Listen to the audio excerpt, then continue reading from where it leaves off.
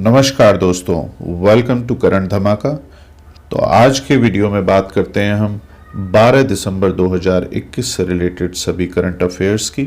चलिए तो फिर बिना समय गंवाए बढ़ते हैं आज के पहले क्वेश्चन की तरफ। हर साल किस तिथि को यूनिसेफ दिवस मनाया जाता है? आंसर है 11 दिसंबर। जान लेते हैं इस क्वेश्चन से जुड़े हुए कुछ अन्य महत्वपूर्ण बिंदुओं के बारे में।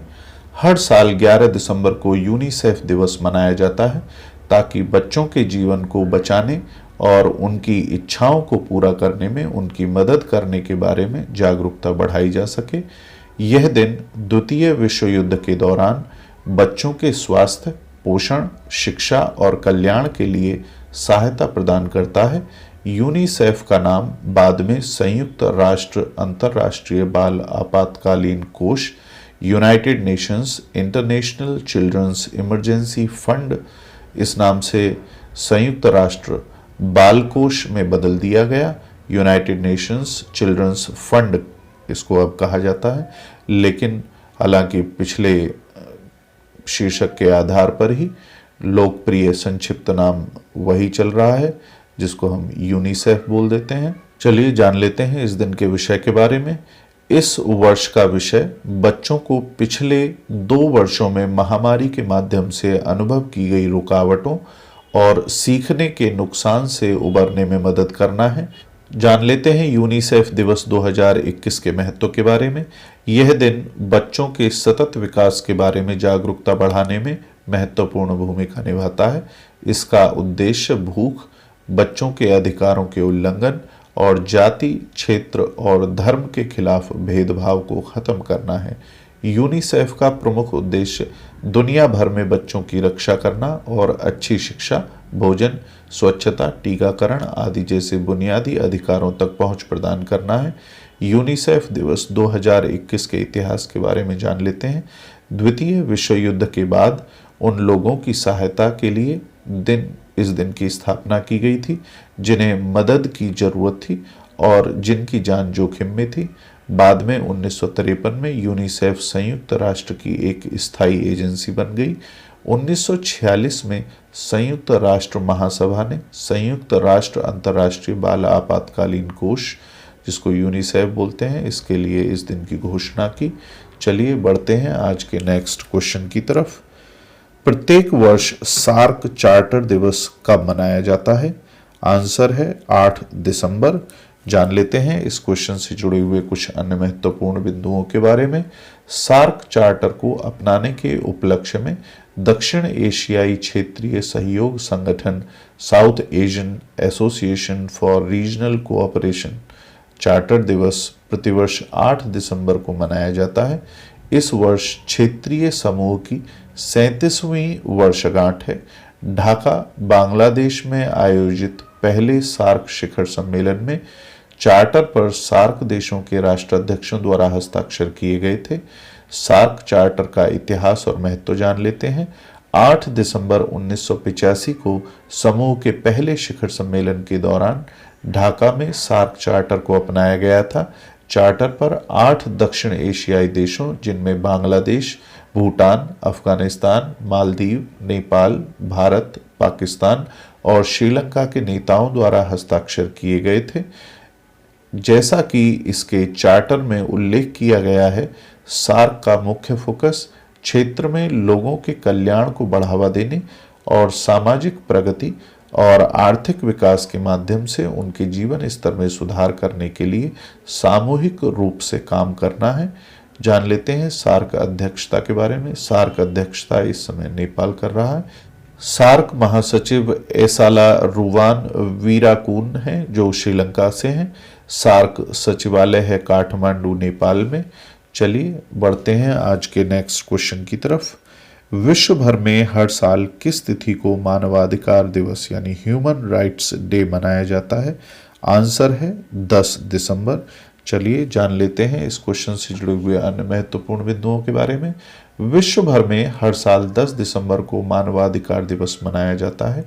यह दिवस 10 दिसंबर 1948 को अस्तित्व में आया, जब संयुक्त राष्ट्र द्वारा मानवाधिकारों की सार्वभौम घोषणा को अपनाया गया था। यह दिन हर साल दुनिया भर में मनाया जाता है क्योंकि यह हम सभी को सशक्त बनाता है। यह दिन दुनिया भर में मानवाधिकारों के पैरोकारों और रक्षकों को भी स्वीकार करता है। चलिए जान लेते हैं इस दिन के विषय के बारे में। मानवाधिकार दिवस 2021 का विषय है समानता असमानताओं को कम करना, मानव अधिकारों को आगे बढ़ाना है।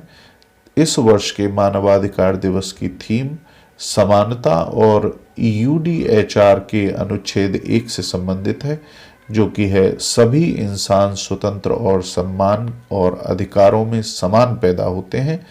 जान लेते हैं इस दिन के इतिहास के विषय में।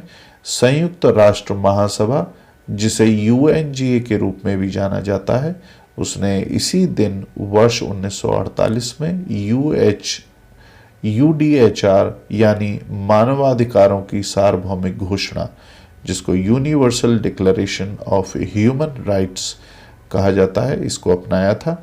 इसे किसी भी व्यक्ति के जीवन से उसकी त्वचा के रंग, उनके समुदाय या संस्कृति की पृष्ठभूमि आदि के कारण अलगाव की भावना को मिटाने के लिए एक एजेंडे के साथ अपनाया गया था। इस आंदोलन ने तुरंत लोकप्रियता हासिल की और वर्ष 1952 में संयुक्त राष्ट्र डाक प्रशासन से लगभग 2 लाख मानवाधिकार टिकटों का अग्रिम रूप से आदेश दिया गया। चलिए बढ़ते हैं आज के नेक्स्ट क्वेश्चन की तरफ। अंतर्राष्ट्रीय पर्वत दिवस हर साल किस तिथि को विश्व स्तर पर मनाया जाता है? आंसर है 11 दिसंबर। चलिए जान लेते हैं इस क्वेश्चन से जुड़े हुए कुछ अन्य महत्वपूर्ण बिंदुओं के बारे में। अंतर्राष्ट्रीय पर्वत दिवस यानी इंटरनेशनल माउंटेन डे हर साल 11 दिसंबर को विश्व स्तर पर मनाया जाता है। यह दिन पर्वतों के महत्व के बारे में जागरूकता पैदा करने, पहाड़ के विकासों में अवसरों और बाधाओं को उजागर करने और सहयोग करने के लिए मनाया जाता है, जो दुनिया भर में पर्वतीय क्षेत्रों में रहने वाले लोगों और वातावरण में सकारात्मक बदलाव लाएगा। चलिए जान लेते हैं इस दिन के विषय के बारे में। 11 दिसंबर को इस वर्ष के अंतर्राष्ट्रीय पर्वत दिवस का विषय होगा स्थानीय पर्वतीय पर्यटन यानी सस्टेनेबल माउंटेन टूरिज्म। जान लेते हैं आगे। पहाड़ों में सतत पर्यटन, अतिरिक्त और वैकल्पिक आजीविका विकल्प बनाने और गरीबी उन्मूलन, सामाजिक समावेश, साथ ही साथ परिदृश्य और जैव विविधता संरक्षण को बढ़ावा देने में योगदान दे सकता है। यह प्राकृतिक, सांस्कृतिक और आध्यात्मिक विरासत को संरक्षित करने, स्थानीय शिल्प और उच्च मूल्य वाले उत्पादों को बढ़ावा देने और स्थानीय त्योहारों जैसे कई पारंपरिक प्रथाओं का जश्न मनाने का एक तरीका है। जान लेते हैं इस दिन के इतिहास के विषय में। पहाड़ों के सतत विकास को प्रोत्साहित करने के लिए 2003 में संयुक्त राष्ट्र महासभा द्वारा इस दिन की स्थापना की गई थी। संयुक्त राष्ट्र ने 2002 को संयुक्त राष्ट्र अंतर्राष्ट्रीय पर्वत वर्ष घोषित किया था। पहाड़ दुनिया की 15% आबादी का घर हैं और दुनिया की लगभग आधी जैव विविधता वाले हॉट स्पॉट की मेजबानी करते हैं। वे आधी मानवता को दैनिक जीवन के लिए ताजा पानी उपलब्ध कराते हैं। उनका संरक्षण सतत विकास के लिए एक महत्वपूर्ण कारक है और एसडीजी के लक्ष्य 15 का हिस्सा है। चलिए बढ़ते हैं आज के नेक्स्ट क्वेश्चन की तरफ। हाल ही में उत्तर प्रदेश में किस आर्द्रभूमि को रामसर साइट के रूप में मान्यता दी गई है? तो आंसर है हैदरपुर। चलिए जान लेते हैं इस क्वेश्चन से जुड़े हुए अन्य महत्वपूर्ण बिंदुओं के बारे में। पश्चिमी उत्तर प्रदेश के बिजनौर से लगभग 10 किलोमीटर दूर मध्य गंगा बैराज से लगे हैदरपुर वेटलैंड को 1971 के रामसर कन्वेंशन ऑन वेटलैंड्स के तहत मान्यता दी गई है। उत्तर प्रदेश अब 9 रामसर आर्द्रभूमि का घर है। नमामि गंगे के तहत आर्द्रभूमि की भी पहचान की गई है, जो गंगा के साथ एक मॉडल आर्द्रभूमि के रूप में एक केंद्रीय प्रमुख है। इसके साथ अब देश में ऐसे कुल 47 निर्दिष्ट क्षेत्र हो गए हैं। यह साइट 25,000 से अधिक जल पक्षियों का समर्थन करती है। निकट संकटग्रस्त भारतीय घास के पक्षियों के लिए एक प्रजनन स्थल के रूप में कार्य करती है और अपने मौसमी बाढ़ संचालित प्रवास के दौरान कमजोर दलदली हिरणों की उत्तरी उपप्रजातियों की आबादी को शरण देती है। साइट नियमित रूप से ग्रेलेग गूज और बार हेडेड गूज की 1% से अधिक आबादी का समर्थन करती है। चलिए बढ़ते हैं आज के नेक्स्ट क्वेश्चन की तरफ। हाल ही में पेटीएम ने उद्यमियों के लिए स्टार्टअप टूल किट के लिए किसके साथ भागीदारी की है? आंसर है अमेजन वेब सर्विसेज। चलिए जान लेते हैं इस क्वेश्चन से जुड़े हुए अन्य महत्वपूर्ण बिंदुओं के बारे में। पेटीएम उपभोक्ताओं और व्यापारियों के लिए एक प्रमुख डिजिटल पारिस्थितिकी तंत्र ने शुरुआती चरण के भारतीय स्टार्टअप्स के लिए विशेष भुगतान सेवाओं के साथ पेटीएम स्टार्टअप टूल किट की पेशकश करने के लिए अमेजन वेब सर्विसेज के साथ भागीदारी की है। पेटीएम उद्यमियों को भुगतान, वितरण और विकास समाधान के साथ कारोबार बढ़ाने में मदद करेगा जो भारत में AWS एक्टिवेट में काम कर रहे हैं। पेटीएम स्टार्टअप टूल किट के बारे में जान लेते हैं। पेटीएम स्टार्टअप टूल किट एक सिंगल स्टॉप प्लेटफॉर्म है जो पेटीएम पेमेंट गेटवे सहित सेवाओं के साथ भुगतान, पे आउट, बैंकिंग और वितरण के क्षेत्र में समाधान प्रदान करता है, जो व्यवसायों को उनकी वेबसाइट, ऐप पर डिजिटल भुगतान स्वीकार करने में मदद करता है। पेटीएम पे आउट जो कंपनियों को कर्मचारियों, विक्रेताओं, वितरकों और चैनल भागीदारों को उनके भुगतान को सुव्यवस्थित करने में मदद करता है। और पेटीएम पेमेंट्स बैंक जिनमें नोडल बैंकिंग शामिल है जो वास्तव में डिजिटल बैंकिंग प्रदान करता है। ये सभी पेटीएम टूल किट का हिस्सा है। टूल किट के लाभ जान लेते हैं। स्टार्टअप को ब्रांड की दृश्यता बढ़ाने और अपने ग्राहक आधार को बढ़ाने में मदद करने के लिए Paytm startup tool kit Paytm mini apps तक पहुंच भी प्रदान करता है जो डेवलपर्स को कम लागत वाली त्वरित से बिल्ड मिनी ऐप सेट करने में सक्षम बनाता है, जिसे HTML और जावास्क्रिप्ट जैसे ओपन सोर्स टेक्नोलॉजीज का उपयोग करके बनाया जा सकता है। मिनी ऐप स्टोर डेवलपर्स को पेटीएम पहचान और भुगतान सेवाओं के साथ समेकित रूप से एकीकृत करने की अनुमति देता है। और पेटीएम विज्ञापन जो ब्रांडों के लिए लचीला और लागत प्रभावी विज्ञापन समाधान प्रदान करता है, जहां वे अपने लक्षित दर्शकों को चुन सकते हैं और समान दिखाने वाले सेगमेंट भी ढूंढ सकते हैं जो उनके अभियान के लिए सबसे उपयुक्त हैं। जान लेते हैं पेटीएम की स्थापना के बारे में। पेटीएम की स्थापना अगस्त 2010 में हुई। पेटीएम का मुख्यालय नोएडा, उत्तर प्रदेश में है। पेटीएम के CEO विजय शेखर शर्मा हैं। चलिए बढ़ते हैं आज के नेक्स्ट क्वेश्चन की तरफ। पेफी ने किस कार्ड का समर्थन करने वाली टोकनाइजेशन सेवा शुरू की है? तो आंसर है रुपे कार्ड। जान लेते हैं इस क्वेश्चन से जुड़े हुए अन्य महत्वपूर्ण बिंदुओं के बारे में। फी कॉमर्स का API, जिसको फुल फॉर्म है एप्लीकेशन प्रोग्रामिंग इंटरफेस, इसका पहला डिजिटल भुगतान प्लेटफॉर्म पेफी NTS के लिए रुपे कार्ड के टोकनाइजेशन का समर्थन करने वाली पहली प्रमाणित टोकनाइजेशन सेवा बन गई है। व्यापारियों के पास कार्डों का टोकनाइजेशन के रूप में कार्ड विवरण संग्रहित करने का विकल्प होगा। NPCI का NTS प्लेटफॉर्म पेफी टोकनाइजेशन सेवा को पार्टनर मर्चेंट और एग्रीगेटर्स को TROF प्रदान करने में सक्षम बनाता है। फाइल पर टोकन संदर्भ यानी token reference on file TROF संवेदनशील कार्ड धारक डेटा को बेतरतीब ढंग से उत्पन्न 16 अंकों की संख्या में बदल देता है, जिसे टोकन कहा जाता है, जिसका उल्लंघन होने पर कोई सार्थक मूल्य नहीं होता है। ऑनलाइन लेन देन के दौरान कार्डों के टोकनाइजेशन के संबंध में सितंबर 2021 में भारतीय रिजर्व बैंक द्वारा जारी दिशा निर्देशों की तर्ज पर NPCI ने NPCI टोकनाइजेशन सिस्टम यानी NTS शुरू करने की घोषणा की। जान लेते हैं कुछ अन्य महत्वपूर्ण बिंदुओं के बारे में। NPCI की स्थापना 2008 में हुई है। NPCI का मुख्यालय मुंबई, महाराष्ट्र में है। NPCI के MD और CEO हैं दिलीप असवे। चलिए अब बढ़ते हैं आज के नेक्स्ट क्वेश्चन की तरफ।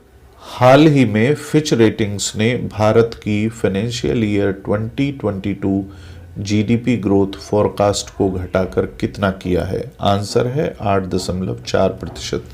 चलिए जान लेते हैं इस क्वेश्चन से जुड़े हुए अन्य महत्वपूर्ण बिंदुओं के बारे में। फिच रेटिंग्स ने वित्त वर्ष 2021-22 में भारत के आर्थिक विकास के अनुमान को घटाकर 8.4% कर दिया है और अक्टूबर 2021 के 8.7% और 10% के रेटिंग अनुमानों की तुलना में फाइनेंशियल ईयर 23 के लिए विकास अनुमान को बढ़ाकर 10.3% कर दिया है। दिसंबर की रिपोर्ट के बारे में जान लेते हैं। वित्त वर्ष 2022 की दूसरी तिमाही में भारत की जीडीपी 11.4% बढ़ी। वित्त वर्ष 2022 में अप्रैल जून तिमाही में अर्थव्यवस्था ने वित्त वर्ष 2023 की चौथी तिमाही में 4% का अनुबंध किया है। कोविड-19 के कारण वित्त वर्ष 2021 में भारतीय अर्थव्यवस्था में 7.3% की गिरावट आई थी। रेटिंग एजेंसी ने 2022 में हेडलाइन मुद्रास्फीति औसतन 4.9% और 2023 में 4.2% रहने की उम्मीद की है, जो 2021 में 5% थी। भारत में 1/3 से भी कम आबादी को पूरी तरह से टीका लगाया गया है और नए ओमिक्रॉन वेरिएंट से रिकवर होने का एक नया जोखिम पैदा हो गया है। चलिए जान लेते हैं कुछ अन्य महत्वपूर्ण बिंदुओं के बारे में। फिच रेटिंग्स के अध्यक्ष हैं इस समय इयान लिनेल एवं फिच रेटिंग्स का मुख्यालय है न्यूयॉर्क, संयुक्त राज्य अमेरिका में। चलिए अब बढ़ते हैं आज के नेक्स्ट क्वेश्चन की तरफ। हाल ही में किस बैंक ने भारत का पहला standalone metal debit card launch किया है? आंसर है आईडीएफसी फर्स्ट बैंक। चलिए तो जान लेते हैं इस क्वेश्चन से जुड़े हुए अन्य महत्वपूर्ण बिंदुओं के बारे में। आईडीएफसी फर्स्ट बैंक ने वीजा के साथ साझेदारी में देश का पहला standalone metal debit card first private infinite launch करने की घोषणा की। फर्स्ट प्राइवेट इनफाइनाइट एक लाइफ टाइम फ्री कार्ड है जो विशेष रूप से उन ग्राहकों के लिए डिजाइन किया गया है जो बैंक के first private program, premium savings और वेल्थ ऑफरिंग का हिस्सा है। फर्स्ट प्राइवेट प्रोग्राम ग्राहकों को एक बेजोड़ बैंकिंग और निवेश अनुभव प्रदान करता है और असाधारण निवेश, बैंकिंग, जीवन शैली और कल्याण लाभों की एक श्रृंखला के साथ आता है। आईडीएफसी फर्स्ट बैंक एक व्यापक डिजिटल बचत खाता समाधान प्रदान करता है जिसमें एक सहज ऑनलाइन खाता खोलने की प्रक्रिया, वीडियो केवाईसी और नेविगेट करने में आसान यूजर इंटरफेस के साथ मोबाइल और नेट बैंकिंग के लिए एक आधुनिक डिजिटल प्लेटफॉर्म शामिल है। बैंक के डिजिटल धन प्रबंधन समाधान ग्राहकों के लिए मोबाइल ऐप और नेट बैंकिंग प्लेटफॉर्म पर उपलब्ध हैं जो समेकित निवेश डैशबोर्ड यानी कंसोलिडेटेड इन्वेस्टमेंट डैशबोर्ड जैसी अनूठी विशेषताओं की पेशकश करते हैं। जान लेते हैं कुछ अन्य महत्वपूर्ण बिंदुओं के बारे में। आईडीएफसी फर्स्ट बैंक के सीईओ हैं वी वैद्यनाथ एवं आईडीएफसी फर्स्ट बैंक का मुख्यालय मुंबई में है। आईडीएफसी फर्स्ट बैंक की स्थापना अक्टूबर 2015 में हुई। चलिए बढ़ते हैं आज के नेक्स्ट क्वेश्चन की तरफ। हाल ही में पीएनबी ने विकलांग कर्मचारियों के लिए कौन सा ऐप लॉन्च किया है? तो आंसर है PNB pride CRMD module app. जान लेते हैं इस क्वेश्चन से जुड़े हुए अन्य महत्वपूर्ण बिंदुओं के बारे में। पंजाब नेशनल बैंक ने PNB pride CRMD module tool launch किया जो विशेष उल्लेख खाते एसएमए जिनको बोल देते हैं उधारकर्ताओं की निगरानी और प्रभावी ढंग से पालन करने के लिए अलग अलग कर्मचारियों के लिए एक एंड्रॉयड आधारित एप्लीकेशन है। प्राइड सीआरएमडी मॉड्यूल में बिल्ट इन टॉकबैक सॉफ्टवेयर है जो नेत्रहीनों को सिस्टम को स्वतंत्र रूप से एक्सेस करने और अपने फ़ोन पर टैप करके ग्राहकों के साथ बातचीत करने की अनुमति देता है। चलिए जान लेते हैं हम इस ऐप का महत्व क्या है। पंजाब नेशनल बैंक ने पीएनबी योद्धाओं की अवधारणा और पीएनबी प्राइड के कार्यान्वयन में विकलांग कर्मचारियों की क्षमताओं और उनके कौशल के उपयोग पर जोर दिया। जान लेते हैं इस ऐप के उद्देश्यों के बारे में। ऐप का उद्देश्य विकलांग व्यक्तियों के अधिकारों और कल्याण को बढ़ावा देना है, यह कहते हुए कि मंच पीएनबी वॉरियर्स के लिए दृश्य या किसी अन्य शारीरिक हानि के अवसरों के नए रास्ते खोलता है, जिससे उन्हें एक मूल्यवान और ठोस योगदान करने में मदद मिलती है। यह उपकरण बहुत जल्द iOS के साथ भी संगत हो जाएगा। SMA खाते तनावग्रस्त ऋण होते हैं जिन्हें जल्दी पहचाना जाता है, जो बैंकों को समय पर उपचारात्मक कार्रवाई शुरू करने में सक्षम बनाते हैं और ऐसे उधारकर्ताओं को गैर निष्पादित आस्तियों या जिसको NPA नॉन परफॉर्मिंग एसेट इसमें जाने से रोकते हैं। चलिए जान लेते हैं अन्य महत्वपूर्ण बिंदुओं के बारे में। पंजाब नेशनल बैंक की स्थापना 1894 में हुई। पंजाब नेशनल बैंक का मुख्यालय नई दिल्ली में है। पंजाब नेशनल बैंक के MD और CEO हैं SS मल्लिकार्जुन राव एवं पंजाब नेशनल बैंक की टैगलाइन है the name you can bank upon. चलिए बढ़ते हैं आज के नेक्स्ट क्वेश्चन की तरफ। हाल ही में किस बैंक ने NPCI के साथ मिलकर ऑन द गो वियरेबल की चेन लॉन्च की है? आंसर है सिटी यूनियन बैंक। जान लेते हैं इस क्वेश्चन से जुड़े हुए अन्य महत्वपूर्ण बिंदुओं के बारे में। सिटी यूनियन बैंक CUB ने national payments corporation of India के साथ और इसके मैन्युफैक्चरिंग पार्टनर शेष साई के साथ मिलकर अपने डेबिट कार्ड ग्राहकों के लिए RuPay on the go contactless wearable की चेन लॉन्च करने की घोषणा की है। यह संपर्क रहित वियरेबल की चेन का गुच्छा उनकी दैनिक जीवन शैली का हिस्सा होगा और ग्राहकों को सुरक्षित रूप से टैप करने और कैशलेस भुगतान करने में सक्षम बनाता है। ऑन द गो समाधान के बारे में जान लेते हैं। यह ऑन द गो समाधान बैंक के ग्राहकों को अपनी की चेन पर भुगतान कार्ड ले जाने की अनुमति देता है, जिससे सभी रुपे सक्षम पॉइंट ऑफ सेल डिवाइस यानी POS पर बिना पिन डाले 5000 तक का तेज और सुविधाजनक भुगतान किया जा सकता है। यह ग्राहकों, विशेष रूप से युवा पीढ़ी और छात्रों के बीच डिजिटल भुगतान व्यवहार में वृद्धि करेगा। खर्च सीमा निर्धारित करने के लिए सुविधाओं के साथ तेजी से चेकआउट और कम प्रतीक्षा को सक्षम करके नेट बैंकिंग और CUB के all in one mobile app के माध्यम से उपयोग को सक्षम व अक्षम कर देगा। चलिए जान लेते हैं अन्य महत्वपूर्ण बिंदुओं के बारे में। सिटी यूनियन बैंक का मुख्यालय कुंभकोणम में है। सिटी यूनियन बैंक के CEO हैं डॉक्टर N कामकोड़ी एवं सिटी यूनियन बैंक की स्थापना हुई है 1904 में। तो ये हुए आज के सभी करंट अफेयर्स। वीडियो पसंद आया तो प्लीज़ लाइक करें, शेयर करें, सब्सक्राइब करें और प्लीज़ बेल आइकन को ज़रूर प्रेस करें ताकि आगे आने वाले वीडियोस के नोटिफिकेशंस आपको समय पर मिलते रहें। इस वीडियो को प्लीज़ ज़्यादा से ज़्यादा शेयर करें अपने फ्रेंड्स के बीच, बाकी और दूसरे ग्रुप्स के बीच, ताकि बाकी और लोगों को भी इसके बारे में जानकारी मिले और वो भी इसका लाभ उठा सकें। चलिए तो फिर मिलते हैं नेक्स्ट वीडियो में। तब तक के लिए नमस्कार।